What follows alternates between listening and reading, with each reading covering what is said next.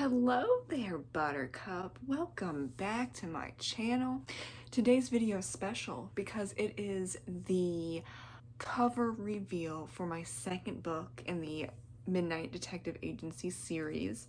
It's titled Murderous Faeries. And I think that the cover is absolutely gorgeous, if I do say so myself. And I'm going to show it right here in this lovely space that I've made some room for because y'all need to see it throughout the whole video, right? Right? Oh my god. Yes! I kind of dressed up a little bit like my red plaid, but I am also wearing some turquoise jewelry, 3 rings, and then some very gorgeous earrings. They're feathers, and then it has a little turquoise stone in it. Why? Why am I doing that? Why am I so dressed up?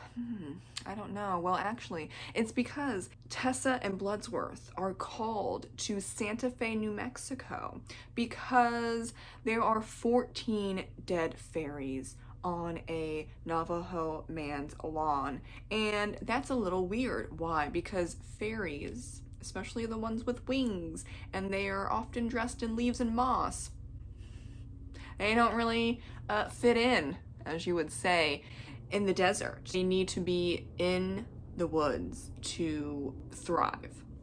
So this is very odd. This is unfortunate, very confusing as well. It's just an all-around weird situation.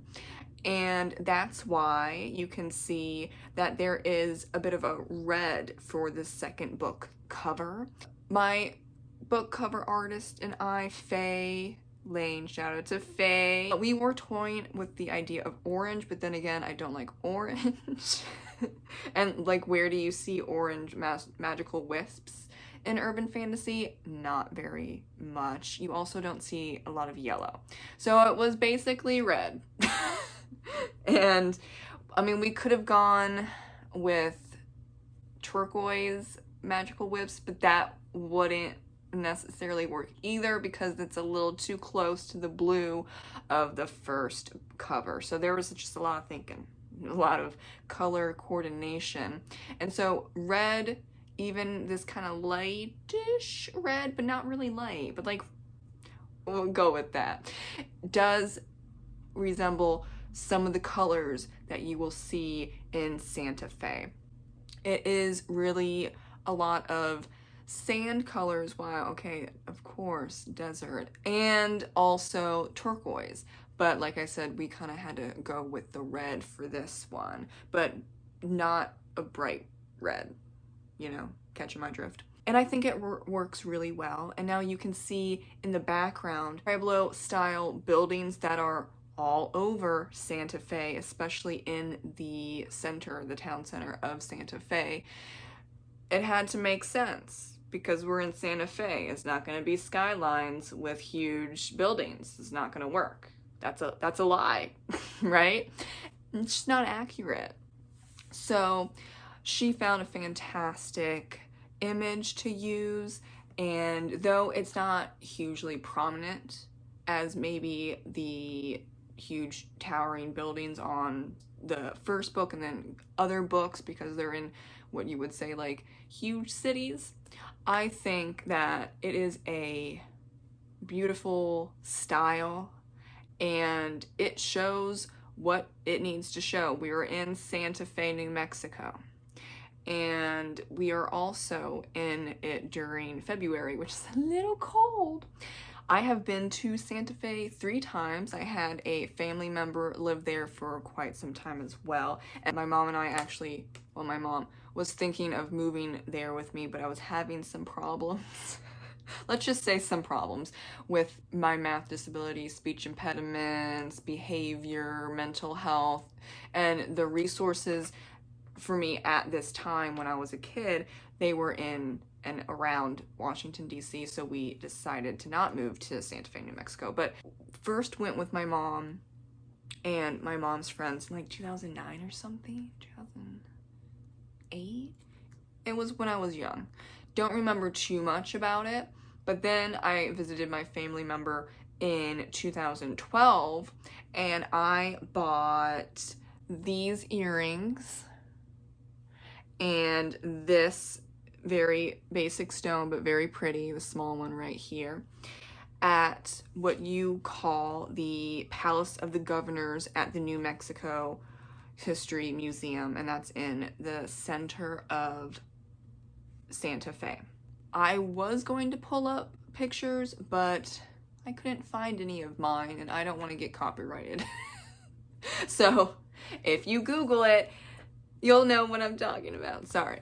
But yeah, I don't want to get in trouble. So this is where the murders happened, just outside of the Santa Fe Center, and then we also visit the center of Santa Fe and the Palace of the Governors. And why do I bring up the jewelry? Well, because there is a section where many indigenous artists will sell their items. It's usually jewelry, but sometimes it's other things as well. And that's where I've gotten all of my turquoise jewelry. I have bracelets, but I can't clasp them. I tried for a good 5 minutes and it wasn't happening, so I had to move on. But I have the rings and the earrings, so here we are today. And when I went there in 2012, it was amazing and very profound. And then I went to Santa Fe with my husband in 2020, and I bought this ring right here, so pretty, and then I got this ring as well. When I go to Santa Fe, I'm like, okay, I'm gonna get my turquoise jewelry from indigenous artists. So I don't have that many pieces, but I love all the pieces that I have. So that stuck around with me since I was a kid. When I first went there, I didn't buy anything that I still have left over because it's been a long time, but I still remember their jewelry is amazing. And so I wanted to showcase that in Murderous Faeries, and that's why there's a scene or two where Tessa does exactly what I did. I was like, oh my god, let's go. And she buys a bunch of jewelry. It's called Levity, okay? And also shout out to the indigenous artists that are at the Palace of the Governors. And if you ever go to Santa Fe, check it out. They're not there a lot when it's cold out. Yeah, but it is really popular spring, summer, and fall. Not so much winter. I went there with my husband in February, like I said, in 2020, and oh yeah, that was really cold. Like, it was so cold. Yeah, I couldn't feel my face.